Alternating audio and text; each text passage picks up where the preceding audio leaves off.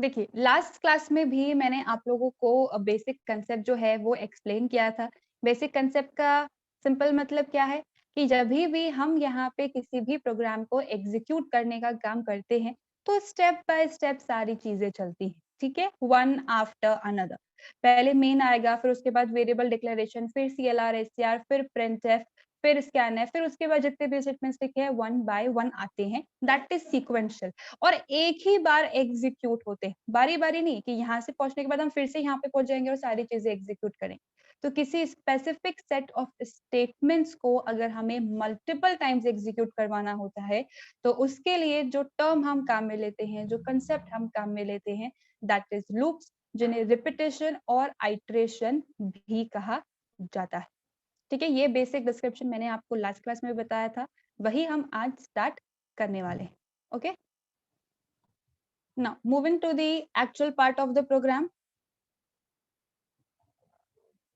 अब देखिए, यहाँ पे हमेशा मैंने आप लोगों को कहा था कि हम स्टार्टिंग में हम फ्लो चार्ट वाला पार्ट इम्प्लीमेंट करेंगे। तो फ्लो चार्ट इम्प्लीमेंटेशन का बस हमारा ये लास्ट है लूप्स, क्योंकि लूप्स तक के क्वेश्चंस आ जाते हैं एग्जाम्स के अंदर, जहाँ पे आपको फ्लो चार्ट के थ्रू चीज़ें एक्सप्लेन करनी होती है। देखिए, यहाँ पे हमारे पास में अलग-अलग तरीके की कंडीशंस होती हैं, जिन कंडीशंस के बेसिस पे हम वर्किंग इम्प्लीमेंट करवाते हैं। जैसा कि हमने अभी देखा, इफ के अंदर, स्विच के अंदर, कंडीशनल ऑपरेटर के अंदर। लेकिन जब तक हमारी कंडीशन ट्रू है, तब तक हमारे सारे स्टेटमेंट्स चलते रहें। अगर ऐसा कुछ काम हमें करवाना है, तो वहाँ पे हम इफ या स्विच या कंडीशनल को नहीं बल्कि लूप्स को काम में लेते हैं। तो उनकी बेसिक वर्किंग क्या है, कैसे काम करते हैं, उसका छोटा-सा मैंने यहाँ पे एग्जांपल एक फ्लो डायग्राम ऐड किया है। देखिए, 2 चीज़ें तो हमेशा हमारी सेम रहेंगी, प्रोग्राम को स्टार्ट करना और प्रोग्राम को ऐड करना, ठीक है? अब स्टार्ट करने के बाद कुछ वेरिएबल डिक्लेरेशन हो सकता है, कुछ प्रिंटफ हो सकता है, कुछ स्कैनफ हो सकता है, कुछ भी स्टेटमेंट्स हो सकते हैं। लेकिन लूप का जो सबसे इम्पोर्टेंट पार्ट होता है, वो होता है उसकी कंडीशन। कंडीशन के ट्रू होने पर जो हम काम करवाते हैं, तो कंडीशन ट्रू है, तो ही काम होगा वरना नहीं होगा। तो सबसे पहले हमें यहाँ पे कंडीशन टेस्ट करनी होती है।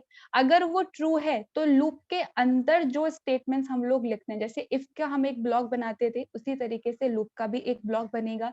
ये भी अपने आप में एक कंस्ट्रक्ट होते हैं।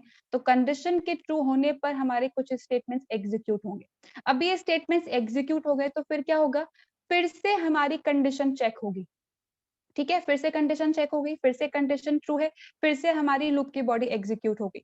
तो फिर से कंडीशन चेक होगी, फिर से ट्रू हो गया तो फिर से बॉडी लूप की एग्जीक्यूट हो जाएगी, फिर से कंडीशन चेक करी। अब यहाँ पे कंडीशन मान लीजिए हमारी फॉल्स हो गई, तो फॉल्स के केस में क्या होता है? हमारा प्रोग्राम एंड हो जाता है, या फिर ये कहना चाहिए कि हम लूप से बाहर आ जाते हैं।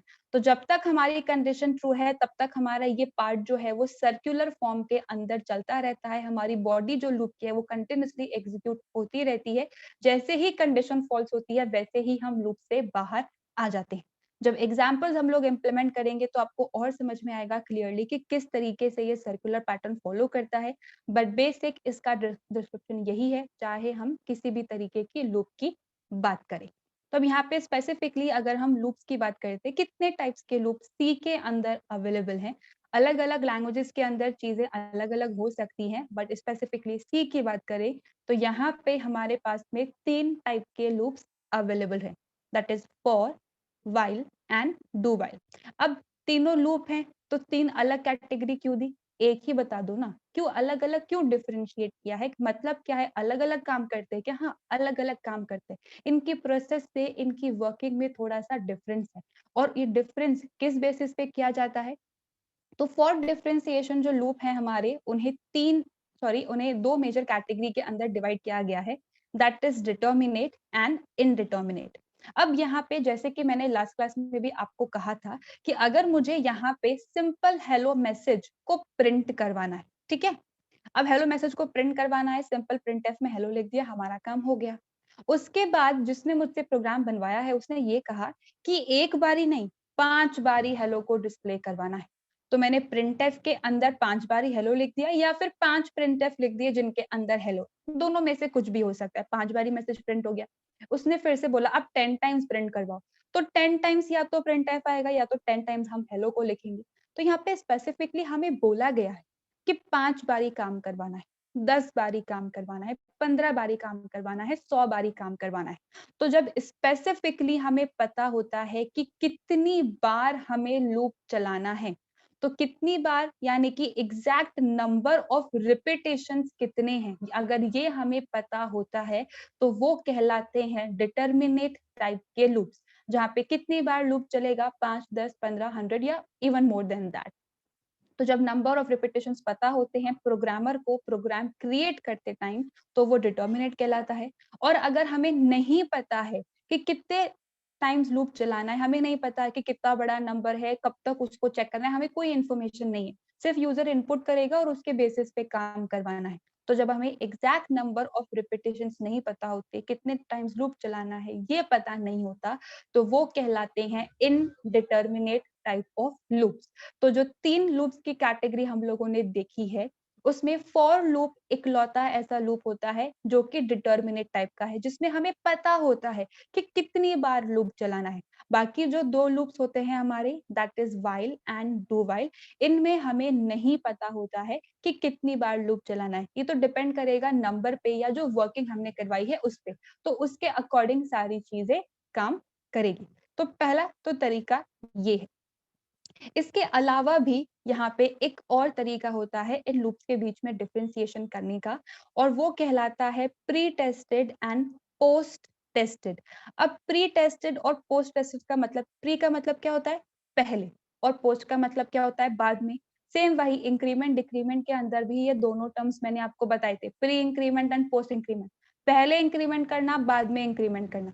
तो यहाँ पे भी जो भी कंडीशंस हमारे पास में अवेलेबल है, अगर हम उन कंडीशंस को पहले चेक करते हैं और बाद में लूप की बॉडी को एग्जीक्यूट करते हैं, जैसे हमने इफ में किया, हमने इफ में पहले कंडीशन को चेक किया, कंडीशन अगर ट्रू है तो ही उसका ब्लॉक एग्जीक्यूट होगा, वरना नहीं होगा।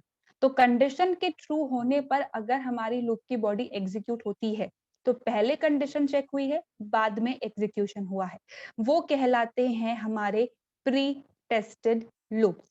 और यहाँ पे अगर कुछ ऐसी सिचुएशन आ जाए कि हमने पहले लूप की बॉडी को एग्जीक्यूट किया है और बाद में कंडीशन को चेक किया है, मतलब इफ के स्टेटमेंट को पहले एग्जीक्यूट कर दूं और कंडीशन बाद में चेक करूं, तो उस टाइप की जो वर्किंग होती है वो कहलाती है हमारी पोस्ट टेस्टेड। स्टेटमेंट्स को एग्जीक्यूट करने के बाद हम कंडीशंस को चेक करते हैं।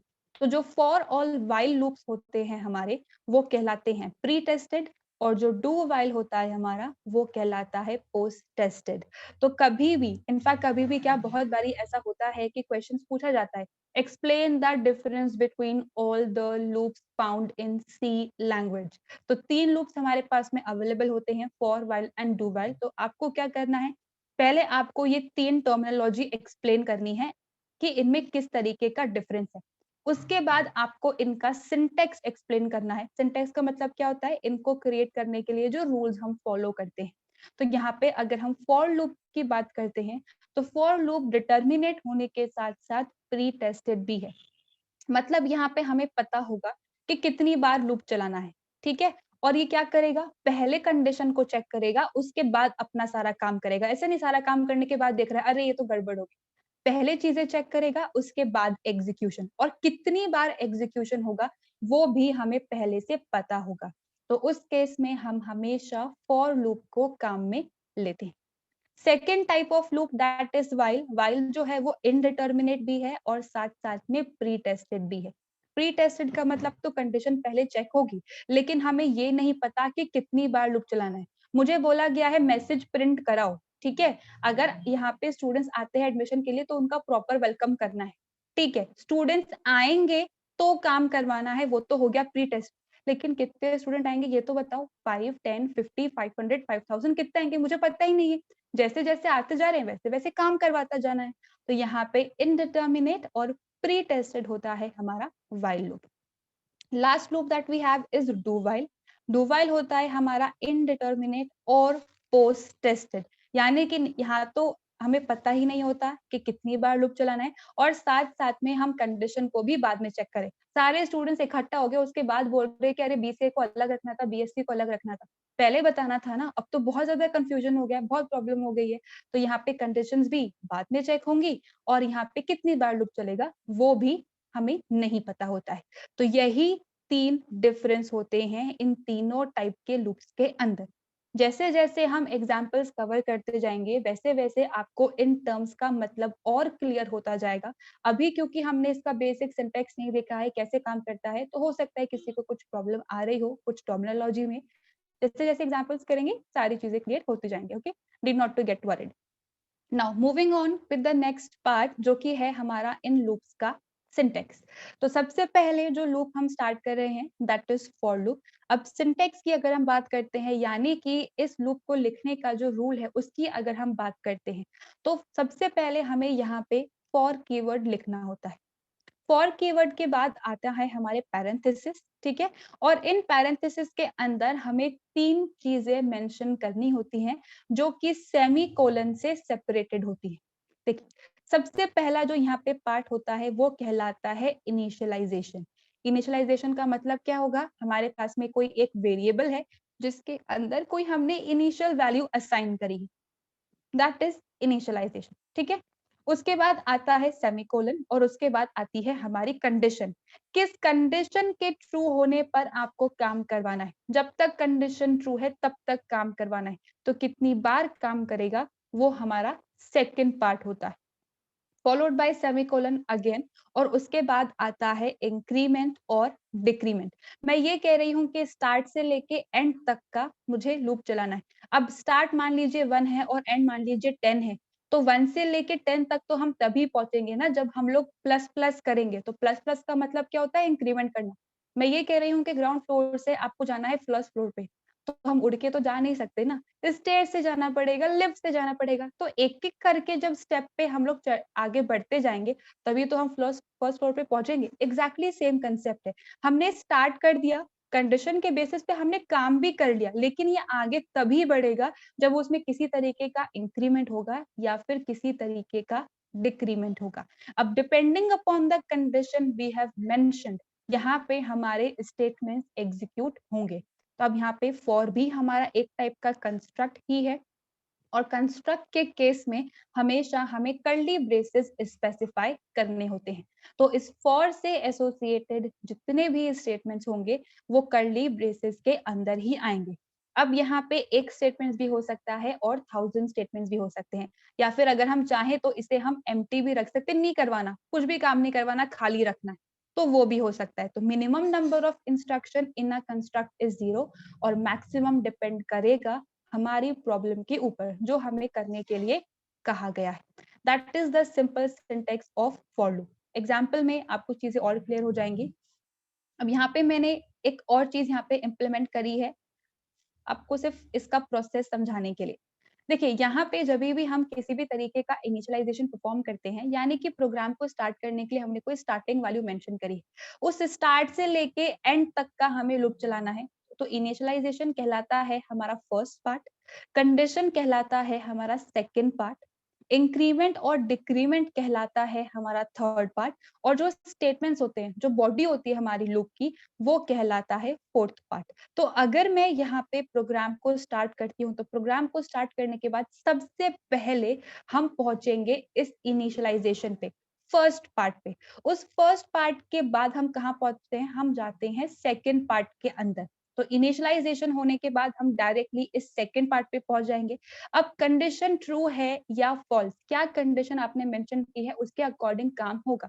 अगर ट्रू है तो इसके स्टेटमेंट एग्जीक्यूट होंगे, अगर ट्रू नहीं है तो हम डायरेक्टली लूप के बाहर आ जाएंगे। तो सेकेंड पार्ट पे अगर हमारी कंडीशन ट्रू हो जाती है तो हम क्या करते हैं? सेकेंड पार्ट से डायरेक्टली पहुंच जाते हैं फोर्थ पार्ट पे, क्योंकि कंडीशन के ट्रू होने पे ही तो स्टेटमेंट एग्जीक्यूट हो रहे हैं। तो जैसे ही कंडीशन ट्रू हुई वैसे ही हम पहुंच जाएंगे फोर्थ पार्ट के ऊपर। अब फोर्थ पार्ट हमारा एग्जीक्यूट होगा, वन बाय वन सारी चीजें प्रिंट करवा दी। अब हमें इंक्रीमेंट या डिक्रीमेंट करना है, आगे बढ़ने के लिए कुछ ना कुछ तो करना ही पड़ेगा। तो फोर्थ पार्ट से हम जाते हैं थर्ड पार्ट के ऊपर। अब इंक्रीमेंट करने के बाद होता क्या है? फिर से हमारी कंडीशन चेक होती है। जैसे कि मैंने कहा, कंटिन्यूअस लूप है, चलता रहता है तब तक जब तक हमारी कंडीशन फॉल्स नहीं हो जाती। तो इंक्रीमेंट होने के बाद फिर से हमारी कंडीशन चेक होगी। ट्रू है कंडीशन, फिर से फोर्थ पार्ट पे आ गए, एग्जीक्यूशन हो जाएगा। फिर से इंक्रीमेंट होगा, फिर से कंडीशन चेक होगी, ट्रू है तो यहाँ पे फिर से फोर्थ पार्ट पे आ जाएंगे, फिर से इंक्रीमेंट या डिक्रीमेंट जो भी मेंशन किया है वो होगा और उसके बाद फिर से सेकंड पार्ट पे पहुंच जाएंगे। अब यहाँ पे कंडीशन मान लीजिए फॉल्स हो गई, तो फॉल्स होने के बाद क्या होगा, हम पहुंच जाएंगे सीधे out of the loop. Out of the loop का मतलब इस कर्ली ब्रेस के बाद जो स्टेटमेंट लिखा होगा हम डायरेक्टली वहां पे पहुंच जाएंगे। तो ये इसका बेसिक एग्जीक्यूशन सिनेरियो होता है और ये सारे लूप्स के अंदर सेम ही काम करेगा। अभी के लिए we are considering for loop. तो अब इसका सबसे पहला एग्जाम्पल, उससे पहले सिंटेक्स भी है बाकी लूप्स का, सॉरी, उसके बाद हम एग्जाम्पल डिस्कस करते हैं। देखिए नेक्स्ट जो हमारे पास में लूप है that is while and do while. अब चाहे हम किसी भी तरीके की लूप की बात करें, चाहे किसी भी लैंग्वेज की हम बात करें, सी, सी प्लस प्लस, जावा और पाइथन और सी शार्प और डॉट नेट और एनी अदर लैंग्वेज, हर लूप के अंदर हमारे पास में 3 पार्ट फिक्स हैं, ठीक है, that is initialisation, condition and increment और डिक्रीमेंट। जो फोर्थ पार्ट है वो फिक्स क्यों नहीं है, क्योंकि डिपेंड करेगा कि प्रॉब्लम क्या है, ठीक है। अगर प्रॉब्लम है तो मैक्सिमम नंबर ऑफ इंस्ट्रक्शंस 1000 भी हो सकते हैं, कुछ भी प्रॉब्लम नहीं है, हमने तो खाली बस लिख के ही रहने दिया, तो 0 इंस्ट्रक्शंस भी हो सकते हैं। तो जो 3 पार्ट है हमारे that is initialisation and condition और जो हमारा इंक्रीमेंट डिक्रीमेंट है वो फिक्स रहता है, चाहे हम किसी भी तरीके की लूप की बात करें। तो फॉर में तो हमारे पास में क्या होता है, सिंपल पैरेंथेसिस के अंदर तीनों चीजें एक साथ आ जाती है, क्योंकि स्टार्टिंग वैल्यू भी पता है, एंडिंग वैल्यू भी पता है, सारी चीजें पता है। बट व्हाइल के केस में प्रॉब्लम ये है कि हमें ये नहीं पता होता कि कितनी बार लूप चलाना है। तो हम क्या करते हैं, कंडीशन को चेक करने से पहले हमें यहाँ पे इनिशियलाइजेशन करना होता है, यानी कि कोई वेरिएबल होगा उसके अंदर कोई वैल्यू आके रुक जाएगी, असाइन हो जाएगी, उसके बाद हम यहाँ पे कंडीशन को चेक करते हैं।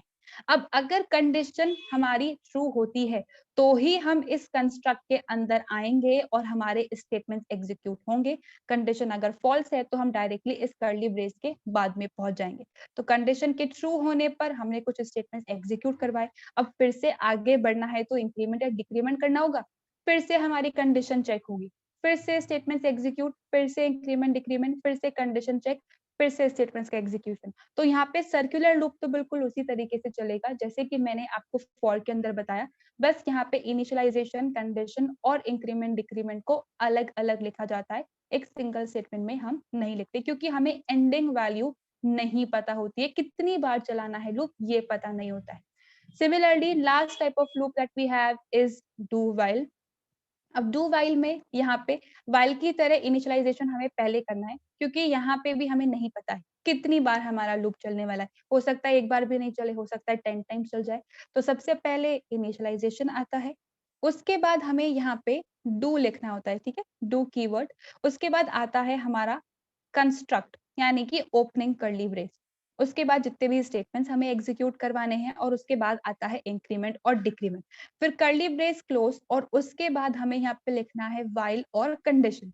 अब यहाँ पे आप एक चीज नोट करिएगा, अगर हम फॉर की बात करते हैं या व्हाइल की बात करते हैं तो कंडीशन पहले लिखिए, क्योंकि दोनों प्री टेस्टेड टाइप के हैं। लेकिन डू व्हाइल हमारा पोस्ट टेस्टेड टाइप का है, कंडीशन को ये बाद में चेक करता है, पहले स्टेटमेंट्स को एग्जीक्यूट करेगा। डू का मतलब क्या है, ये काम करना, डू दिस डू दैट, तो ये क्या करेगा, पहले इन स्टेटमेंट्स को एग्जीक्यूट करेगा, फिर इंक्रीमेंट और डिक्रीमेंट वाला पार्ट इंप्लीमेंट करेगा। अब उसके बाद हमारी कंडीशन चेक होगी, कंडीशन ट्रू है तो उसके अकॉर्डिंगली काम होगा, कंडीशन अगर फॉल्स है तो उसके अकॉर्डिंगली काम होगा। एक और बार हम इसके सिंटैक्स की बात करेंगे इन दोनों की, जब हम इनके एग्जाम्पल्स के ऊपर आएंगे। अभी के लिए we are only covering with the for part. तो सबसे पहला जो एग्जाम्पल है हमारा लूप का that is display hello 10 times. अब हेलो को डिस्प्ले करवाना है 10 बारी। अब जब सेम चीज मल्टीपल टाइम्स हमें करवानी है तो क्यों हम बारी बारी प्रिंटफ लिखे, क्यों हम बारी बारी लिखें। Just a minute, guys. Okay. As condition, हमारा जो एग्जाम्पल है that is display hello times. अब जैसे कि मैंने आप लोगों को कहा कि यहाँ पे बारी बारी प्रिंटफ लिखना तो सही ऑप्शन नहीं है, बहुत टाइम लगता है, बहुत मेहनत भी लगती है, बड़े ही हमारा टीडियस सा टास्क हो जाएगा, डिफिकल्ट वाला।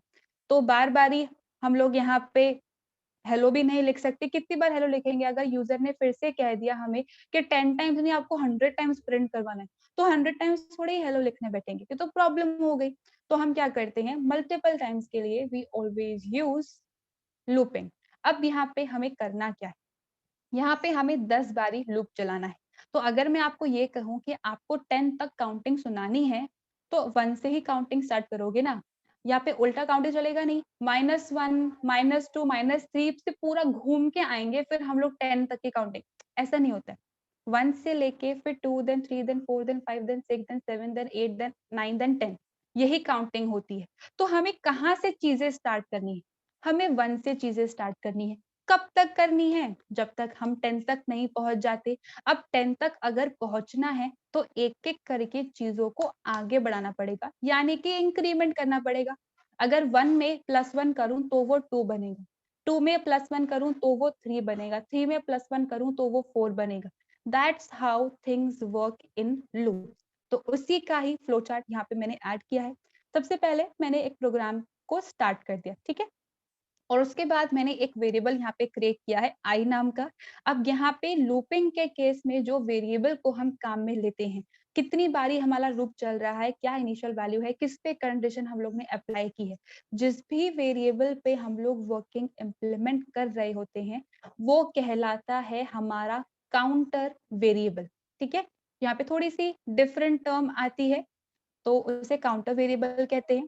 अब जो भी वेरिएबल मैंने क्रिएट किया है उसे मैंने इनिशियलाइज कर दिया, 1 उसके अंदर मैंने वैल्यू असाइन कर दी।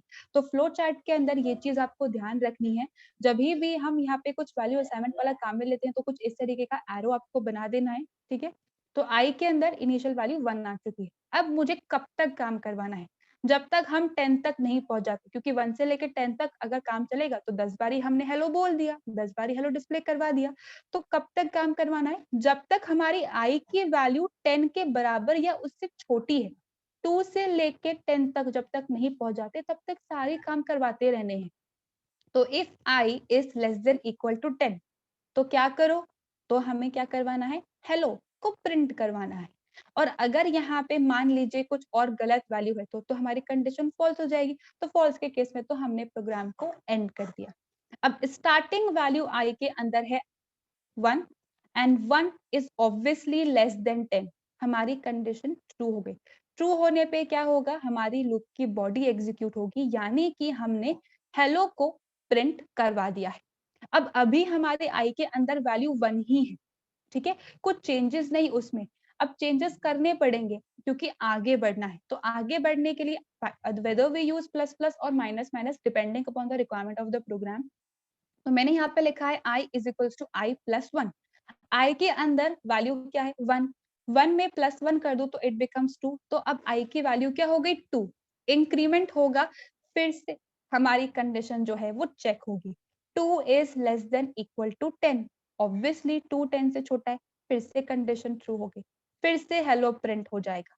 अब 2 + 1 बिकम्स 3, आई के अंदर 3 आ गया, फिर से हम यहाँ पे पहुंच जाएंगे और कंडीशन हमारी चेक होगी, 3 is less than equal to 10, फिर से हेलो प्रिंट हो गया। सिमिलरली इंक्रीमेंट होके 4 हो जाएगा, 4 भी छोटा है तो मैसेज इंक्रीमेंट होके 5 हो गया, 5 भी छोटा है तो फिर से मैसेज इंक्रीमेंट होके 6 हो गया, तो 6 भी छोटा है, फिर से message. Same goes for 7 8 9 and 10।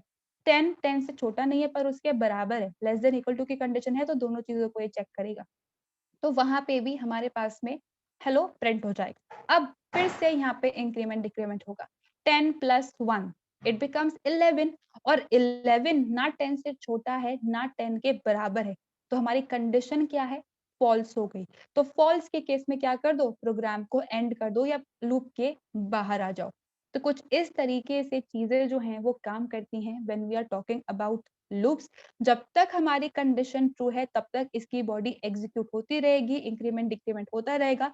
जैसे ही कंडीशन फॉल्स हुई वैसे ही यहाँ पे हम लूप से बाहर आ जाएंगे, और ये कंडीशन ही हर एक लूप का सबसे इम्पोर्टेंट पार्ट होता है, क्योंकि अगर ये कंडीशन सही नहीं होगी तो हमारे प्रोग्राम अलग तरीके से बिहेव करने लगेगा। कैसे अलग तरीके से बिहेव करता है ये हम देखते हैं हमारे एग्जाम्पल के थ्रू।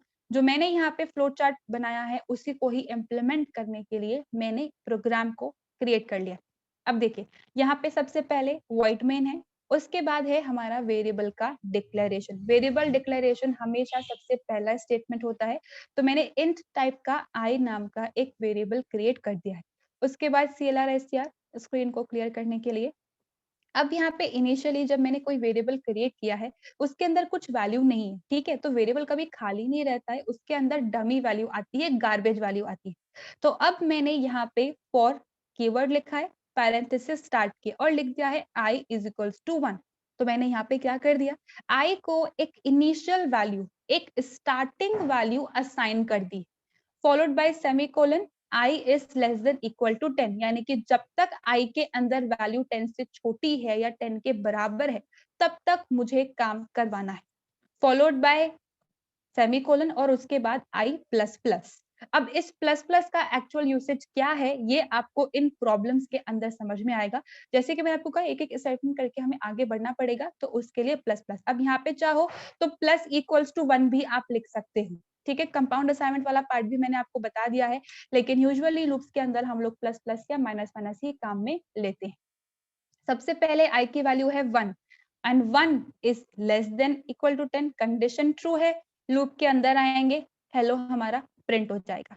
फिर से हम अब यहाँ पे पहुंच जाएंगे थर्ड पार्ट पे। सबसे पहले फर्स्ट पार्ट होता है, फिर सेकंड पार्ट होता है, फिर फोर्थ पार्ट होता है, फिर थर्ड पार्ट पे पहुंचते हैं। इंक्रीमेंट हो गया, i की वैल्यू बन जाएगी 2। अब फिर से कंडीशन चेक होगी, 2 is less than equal to 10, of course condition true है। फिर से स्टेटमेंट एग्जीक्यूट हो गया, फिर से increment 3 is less than equal to 10, फिर से प्रिंट हो गया। फिर से इंक्रीमेंट 4 इज लेस देन 10, फिर से प्रिंट हो गया। Same goes for 5 6 7 8 9 and 10। Yes, as I was talking about the last part कि 10 तक हमारा ये कंडीशन ट्रू है और ये चलेगा। जैसे ही इंक्रीमेंट होके हमारी फाइनल वैल्यू पहुंच जाएगी 11 तक। अब जो 11 है वो ना ही 10 से छोटा है ना ही वो उसके बराबर है, कंडीशन हमारी फॉल्स हो गई। तो फॉल्स होने पर ये डायरेक्टली इस कर्ली ब्रेस के बाद वाले स्टेटमेंट पे आ जाएगा। तो अगर हमने गेट ch लिखा है तो हम प्रोग्राम से एक इनपुट का वेट करेगा, फिर प्रोग्राम से बाहर आ जाएगा। इसके बाद अगर कुछ प्रिंटफ स्टेटमेंट होगा तो वो एग्जीक्यूट हो जाएगा। अगर आपने एग्जिट लिखा है तो प्रोग्राम से हम एग्जिट हो जाएंगे। अब यहाँ पर प्रॉब्लम क्या आती है, पहले मैं प्रॉब्लम बता देती हूँ आपको, उसके बाद I take up your questions, ठीक है? अब यहाँ पे देखिए जो मेरा स्टेटमेंट है उसे मैंने थोड़ा सा चेंज कर दिया है। यहाँ पे कंडीशन है हमारी लेस देन इक्वल टू 10 और अब यहाँ पे मैंने लिख दिया है i is greater than equal to 5। i की वैल्यू है 1 और 1 तो कभी 5 से बड़ा हो ही नहीं सकता और ना ही उसके बराबर हो सकता है। तो इस केस में हमारा जो लूप है वो एक भी बार नहीं चलेगा, क्योंकि हमारी कंडीशन एक भी बार ट्रू ही नहीं हो रही। सिमिलरली मैंने यहाँ पे एक और स्टेटमेंट लिखा है, for i is equal to 1, i is less than equal to 5 and i minus minus. अब यहाँ पे देखिए चीजें कैसे काम करेंगी। i की वैल्यू 1 है, 1 लेस देन इक्वल टू 5 है, कंडीशन ट्रू है। यहाँ पे स्टेटमेंट एग्जीक्यूट होगा, फिर मैंने लिखा है i माइनस माइनस। i की करंट वैल्यू क्या है 1, 1 में से 1 को अगर माइनस करूं तो वो बन जाएगा 0। 0 हमारा ऑब्वियसली 5 से छोटा है, ठीक है? फिर से स्टेटमेंट एग्जीक्यूट हुए। अब 0 में फर्दर -1 होगा, 0 में से अगर -1 करूं तो -1 आंसर आएगा हमारे पास में, ठीक है? तो यहाँ पे फिर से -1 जो है, yes sir just give me 2 minutes and I will sum up the class, okay? -1 जो है हमारा वो फिर से 5 से छोटा है, तो फिर से हमारे कंडीशन एग्जीक्यूट हो जाएंगे और फिर से डिक्रीमेंट वाला पार्ट होगा।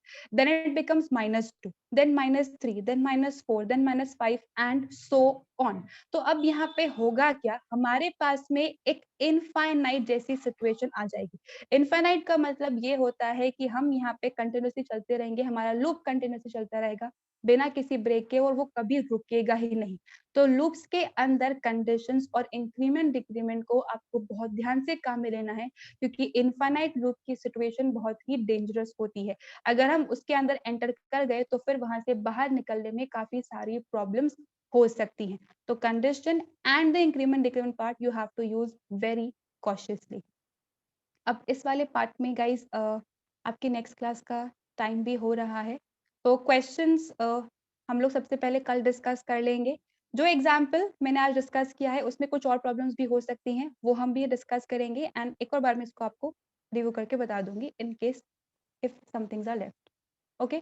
प्रथम मैं नेक्स्ट क्लास में आपको आंसर करती हूँ, ठीक है? यस गाइस असाइनमेंट्स आप लोग एक बार ट्राई करके देख लेना। जिसने रिटर्न वर्क कंप्लीट नहीं किया है प्लीज कर लीजिए इन केस कुछ भी प्रॉब्लम आती है।